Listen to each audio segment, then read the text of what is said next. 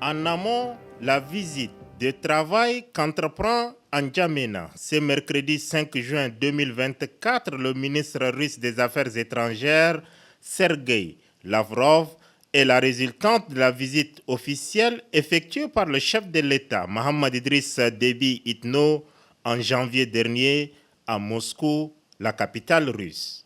En aval, c'est aussi la résultante tangible de la mise en route immédiate du 11e chantier et de la 83e action du programme politique du chef de l'État qui stipule, je cite, « J'entretiendrai des relations bilatérales intenses et équilibrées avec les autres États dans un esprit d'équilibre et d'indépendance en vue de garantir la paix, la sécurité et la stabilité au Tchad. » Fin de citation. Le Tchad et la Fédération de Russie, dont les relations diplomatiques auront 60 ans le 24 novembre prochain, partagent des visions communes sur bon nombre de domaines.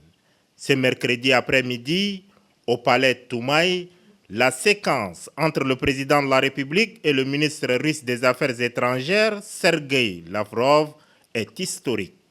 Elle revigore la coopération entre la Russie et le Tchad. Un tour des domaines de coopération qui stimuleront les relations bilatérales a été fait au cours des échanges. Un point d'honneur est mis sur le développement. La Russie a affiché sa ferme volonté au travers de son chef de la diplomatie à accompagner le Tchad dans ce chantier novateur décliné dans le projet de société du président de la République, quantifié en 12 chantiers et 100 actions concrètes.